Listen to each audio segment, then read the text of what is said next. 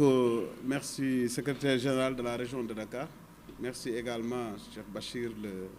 secrétaire général de la section Albert Royer, qui nous a hébergés aujourd'hui. Et nous sommes là aujourd'hui avec les camarades de Dakar, en particulier les camarades de Fan Albert Royer, pour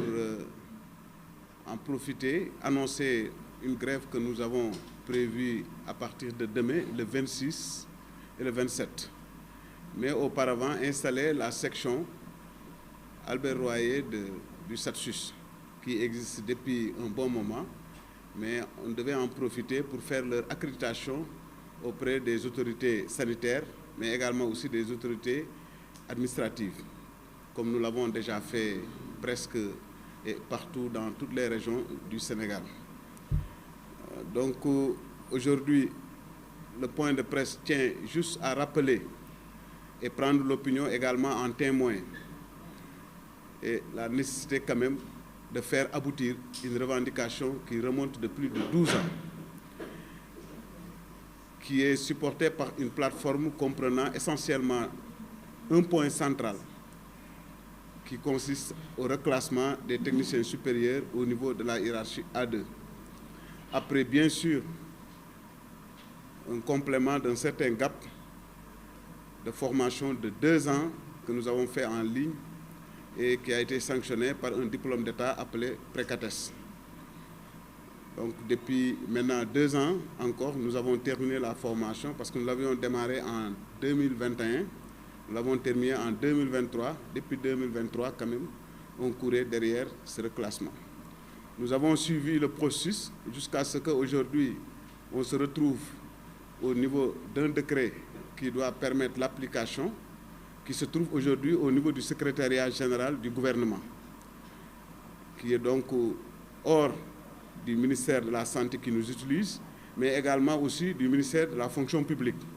Cette information, nous l'avons eue au niveau de ces instances réunies que nous avions rencontrées la dernière fois et que donc l'autorité reste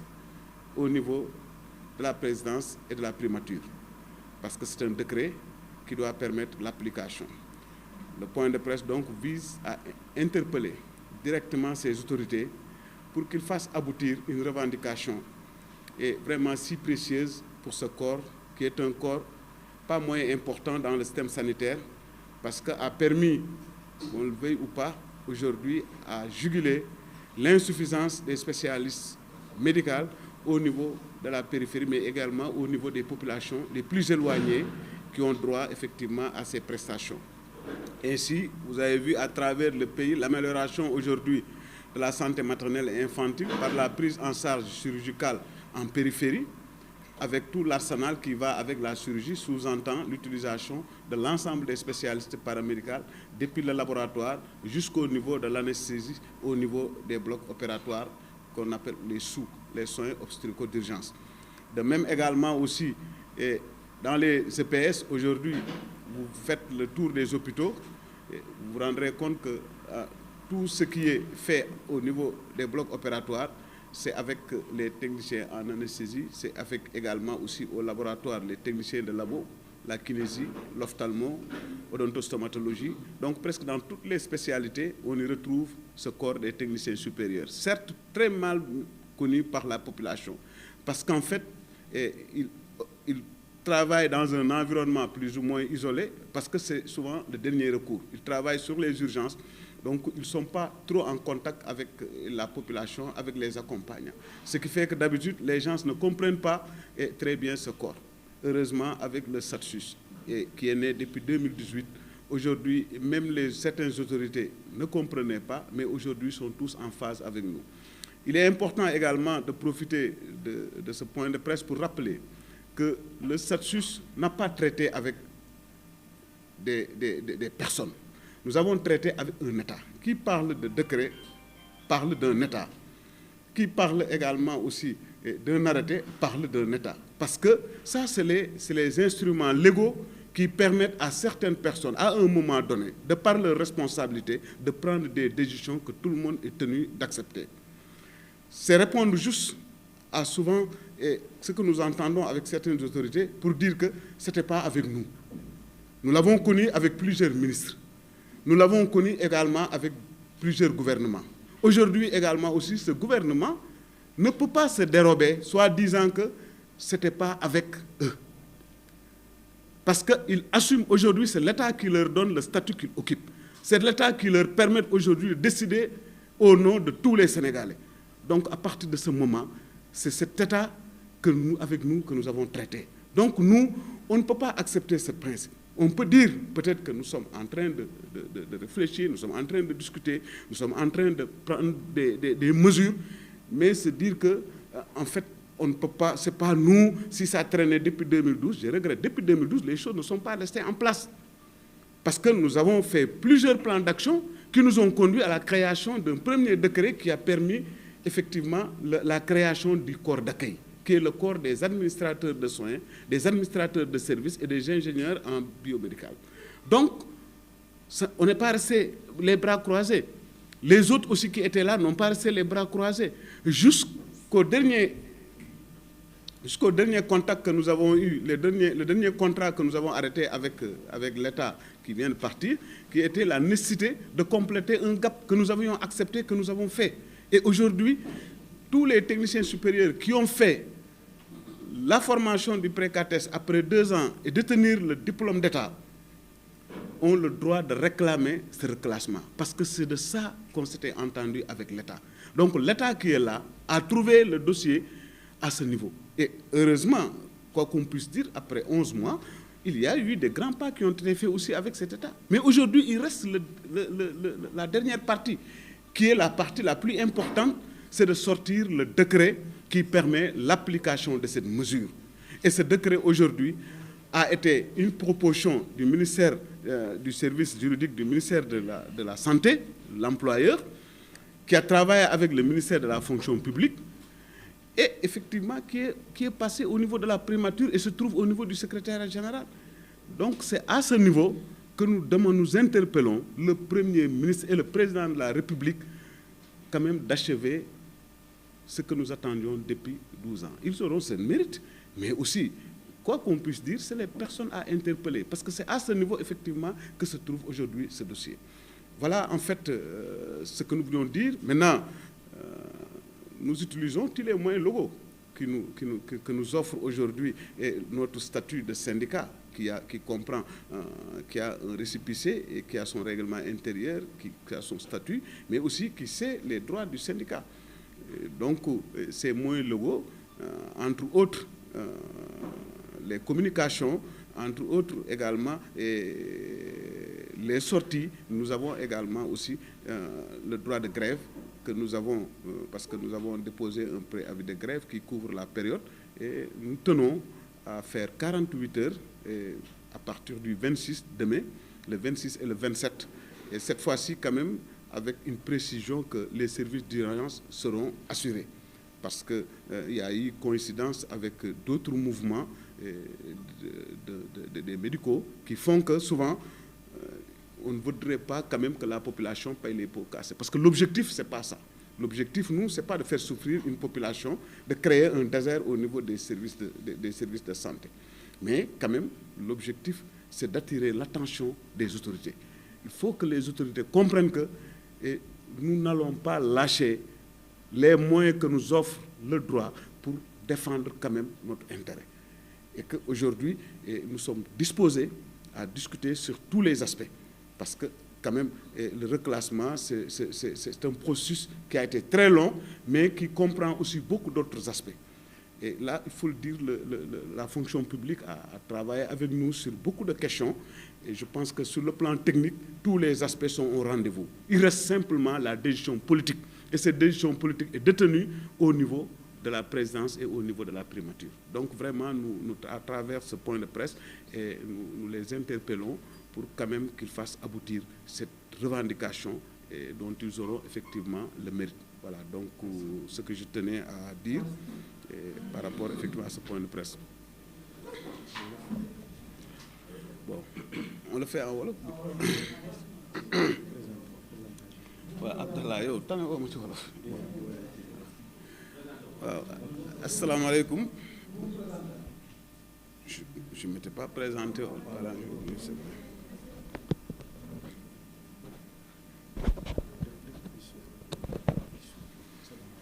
Voilà, c'est Farbadi Ibrahim Ndiaye, technicien en anesthésie de réanimation, secrétaire général national du syndicat autonome des techniciens supérieurs de santé. Ici présent le bureau exécutif national, nous avons fait d'ailleurs pour waxtaan, mais également aussi yëgal opinion publique bi janoog aussi occasion aussi pour wax ak suñu autorités les plus hautes autorités yi nga xam ne ñoo jiite réew mi muy le président et son premier ministre parce que fi ñu war a jaar yëpp dañ fa jaar ba maanaam li nga xam moom la ñu soxla mu ngi seen loxo actuellement nekkatul ci benn loxo ndax technicien supérieur yi ñu doon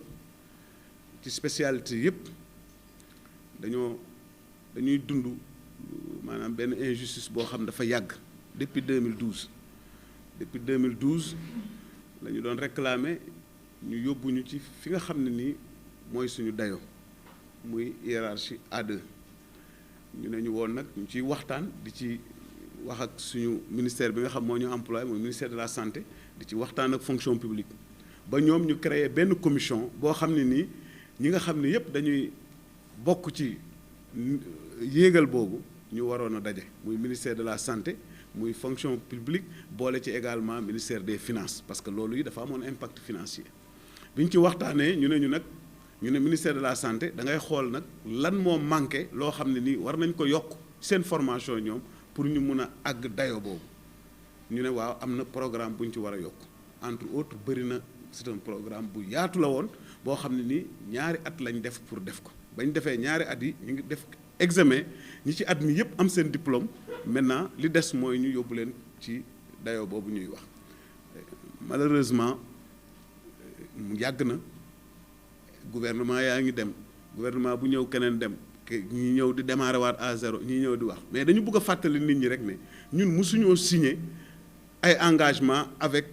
des tierces personnes ñun dañoo signer ay engagement avec un état parce que ñun li ñuy wax lépp ci droit lañ ko def ak légalité état lañ signé l'état nag tout le monde sait formule bi ñëpp a ko xam l'état est une continuité mais malheureusement les policiers nous prennent toujours en piège dañuy jël toujours di ñu tànc ci du woon man nga ko wax ak du kii nga ko waxal loolu moom wax dëgg yàlla wax ju amul sens la wax jooju moom bëggatuñ ko dégg ñun ñi ñu séqal mooy état bi li ñu séqal ñoom ku ñëw li leen may ñu mën a wax ci turu nit ñi li ñu mën a dajale alalu réew mi di ko séddale di ko taxal fi ñu ko war a doxal li leen may ñu mën a jël ay loi li leen may kii loolu ci boppam moo leen obligé ñoom it li nga xam ne nii mooy yëf du dem ci état ñu di ko assumer mais gouvernement bu ñëw bëgg a wax naan non man du woon avec man du avec ñii loolu du wax loolu c'est une fuite en avant loolu du responsabilité ñun li ñuy demander état lañ ko waxaloon état bi dafa am ñu ko représenté ñi ko représenté woon lu ñu wax ak ñoom bind nañ ko nataal nañ ko teg nañ ko fañ ko war a jaarale lii nag ñuy réclamer dañ koo topp di ko topp ñi fi newoon ay nu wéen def nañ ci ay avancées parce que ñoo dem ba arrêté programme ñoo def ba def formation ñoo dem ba joxe diplôme yi ñoo dem ba proposer projet de décret boo xam ne nii moo war a vraiment régler affaire bi définitivement mu jeex projet de décret boobu nag suñu waxtaan bi ñu mujj a am ak ressources humaines ministère de la santé ak le directeur bi nga xam moo yore fonction publique bañ ci waxtaanee ba tënk li ñu jàpp mooy lépp def na fa mu war a dem ba desul lulul décret bi mu ngi ci bureau secrétaire général du gouvernement foofu nag ñoom ministère de la santé yilifu ko ministère de la fonction publique yilifu ko mu ngi ci diggante le premier ministre et le président de la république ñooñu la ñuy interpeller nag di leen di ñaan ñu àggale lii muy seen ndam mais ñàkk ko àggale aussi muy seen responsabilité parce que ñun du ñu bàyyi on va utiliser tous les moyens yi nga xam ne nii yoon may nañu ko danañ ko topp te moyens yooyu ñu yoon may lii da cee bokk leneen da cee bokk ba grève da cee bokk grève boobu nag dañ koy profité di ko annoncé waale dañ fas yéene banque suñuy loxo ñaar fukki fan ak juróom-benn suba ak ginnaaw suba pour avertir leen pour wan leen ni yëglu suñu bopp pour xam ni lii aussi ñor nañu ci fas yéene ci wuñ ci dellu ginnaaw tant que problème bi réglé wuñ ko liñ ci yokk nag ku xam SATSUS syndicat des techniciens supérieurs de santé ñun grève totale lañ daan def parce que grève totale parce que ñun li ñuy def lépp urgence la mënuñu fi nekk di wax urgence ak duñ def urgence parce que loolu mooy bu ñu ne dañuy banque suñu loxo mooy mënatuñu def dara ndax urgence rek moo nekk suñu liggéey toujours tout le monde xam nañ ni un spécialiste mooy dernier recours donc ñun ci dernier recours lañ nekk d'ailleurs moo tax ñu bëri xamuñu fi malade bi gën a sonnee fi malade bi gën a jaaxee fi soins yi exiger ay yeneen xam-xam yu sell yu gaaw yu posé foofu la ñuy liggéey moo tax ñu bëri xamuñu luy technicien supérieur de santé c'est comme ni ngay wëri un cardiologue comme ni ngay wëri un anesthésiste médecin anesthésiste donc ñun ñoo nekk ak ñoom ñu am la ñuy def médicalement ñun ñu am lu ñuy def en tant que paramédicaux yore loxo yi nag di liggéey c'est des ouvriers qualifiés parce que ñun loolu lañ xam mais bii grève nag lañ doon def ne duñ def urgence boolewuñ ko ci bi yoon ndax yërmande gu ñu am ci population bi ndax dafa tombe waxtaanuñ ci nag yëgoowuñu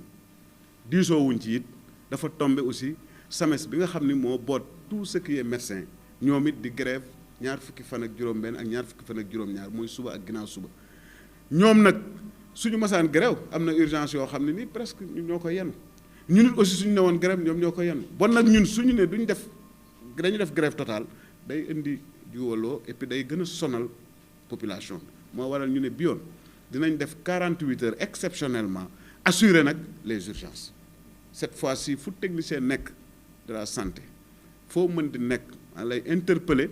que nga respecter les urgences pour ces 48 heures et là nous l'avons fait exceptionnellement pour vraiment éviter des souffrances à la population mais encore une fois on ne négociera pas sur le reclassement des techniciens supérieurs topp nañ ko ba mu sës li ñu waxoon ñëpp ñu def ko def nañ ko li des nag c'est une décision politique nekkatul ay décision technique parce que tout ce qui est technique a été fait avec les techniciens des deux ministères muy ministère de la santé comme ministère de la fonction publique d'ailleurs bu mujj bi vraiment il faut saluer l'effort du dialogue social bi nekk ministère de la fonction publique fexe na ba dajale les deux directions techniques la direction de la santé boole ci égal le directeur des ressources humaines de la santé boole ci également aussi le directeur de la fonction publique ñu dem au niveau du ministère de la fonction publique waxtaan ci avec le bureau du SATSUS bi toog fii ñu waxtaan sur tous les aspects techniques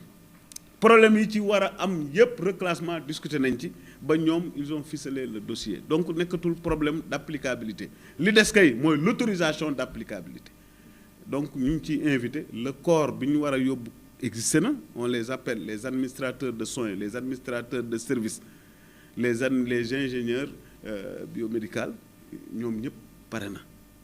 corps yi mu ngi fi am na déjà ñu fa dugal on demande les techniciens supérieurs qui ont fait leur def seen formation ba am seen diplôme d'état ñu yóbbu leen au niveau de ces corps avec tout ce que cela exige maintenant la faisabilité nous sommes toujours ouverts di ci discuter quelle que soit la situation du pays dafa am loo xam ne nii on ne peut pas y revenir parce que aussi buy metti na metti ci ñëpp mais aussi su fekkee ni am na loo xam ne c'est des obligations morales des obligations même de survie aujourd'hui quand même ñu ngi interpeller encore le premier ministre le président de la République d'agir au niveau du secrétariat général du gouvernement pour que vraiment ce décret-là d'application du reclassement des techniciens supérieurs au niveau de la hiérarchie A2 jaar conseil des ministres ñu signé ko et mu nekk seen mérite nekk seen ndam parce que c'est un dossier qui a trop duré depuis 12 ans s'il réussit à le régler mais seen mérite lay doon mais suñ ko réglé wul aussi seen gàccaanga lay doon parce que quand même c'est à leur niveau ñoo hérité l'État les appartient toute décision lu fi manqué tey ñoom lañ ko mën a laaj waaw donc encore une fois et nous remercions tous les camarades de leur mobilisation et nous les invitons et de respecter scrupuleusement le mot d'ordre de grève du 26 au 27 dans l'ensemble du territoire sénégalais grève donc avec respect de la gestion des urgences voilà jërëjëf. Puis Farba Di Ibrahima Ndiaye technicien en anesthésie réanimation secrétaire général national du syndicat